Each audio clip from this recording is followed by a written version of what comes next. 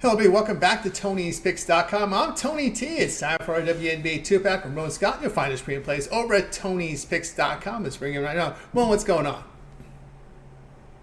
Hey Tony, I thought I'd just join you one last time here for some WNBA coverage. After this, we're going to go on the Olympic break. We do have the All Star game coming up on the 20th this week with the United States Olympic team against Team WNBA. That's a team made up of the top vote getters and a few other criteria of players that did not qualify for the Olympics, either the 5-on-5 or the 3-on-3. And we've talked about it. We were on top of it early with Clark and Reese being teammates. But after this, Tony, we're going away for a month, and it'll be, I believe, the 15th when we actually come back here of next month to resume the final, 15, 16 games of the season for each team. I'll be locked in NFL preseason, but we'll have some WNBA to throw in there. So, yeah, we go. The Olympic break coming up. Some exciting basketball. I know a big game from the men's in a friendly as well coming up here today. But we'll be looking at WNBA tonight here as we have the Dream and Lynx going head-to-head. Lynx laying 8, total 153.5.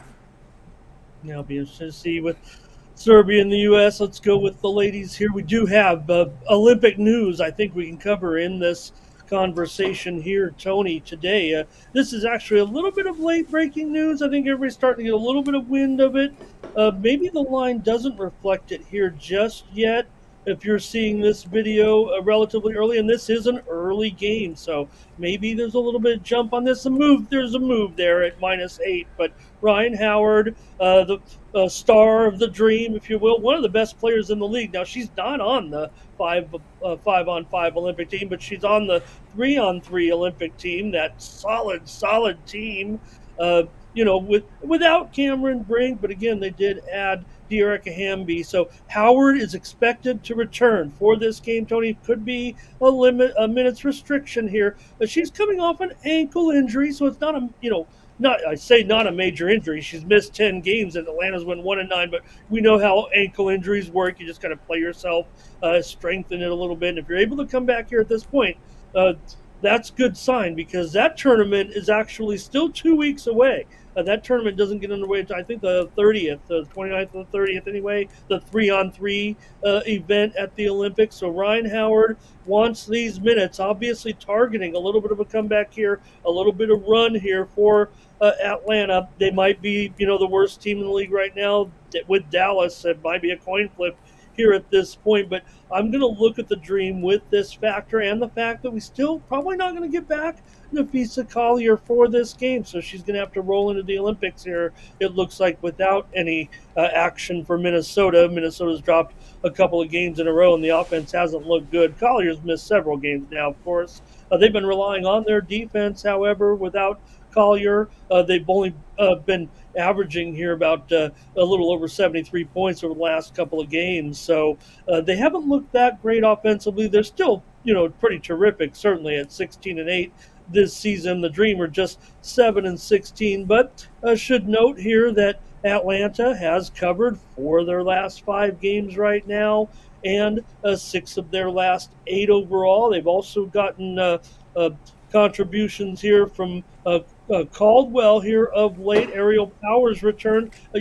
Maya Caldwell was actually a free agent acquisition, Tony, and she's done really well here for the Dream. I think one thing you've seen players like Caldwell, who's come in here as basically a free agent, is rolling some nice numbers offensively. I think it does show that this league is ready for expansion here, that you're having players come in, sign contracts, and able to score relatively consistently. At least some of these players were veterans before coming back into the league. So the Dream have gone basically 5-9 to the under as a dog, and Minnesota's been such a big under team, Tony. I just think that a low scoring game here might be able to also help the Dream stay in this one. Maybe it'll be about the 75-70 range here, I would think. Minnesota won both meetings this season, Tony, by 13 points overall, but Minnesota's been a heavy under team. They're 3-11 to the under as a favorite. They've gone under in 8 of their last 10. I only point those out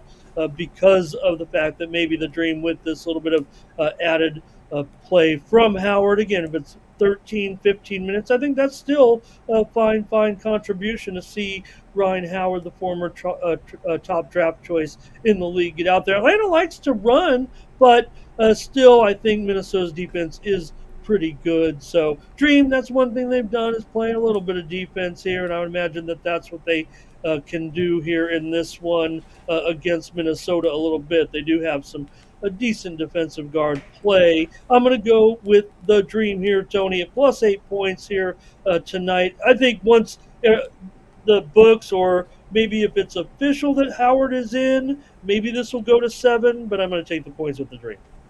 All right, Ramon Scott, click the link below for his best bets, Dream and Lynx. Pick will be the Dream here, plus the points. We see some 7s, 7.5s, 8s. Do your line shopping. Get the best number here at this hour. All right, guys, be sure to use that promo code Tony at checkout. Let's say 20% off all Ramon's premium pick packages. Let's continue here.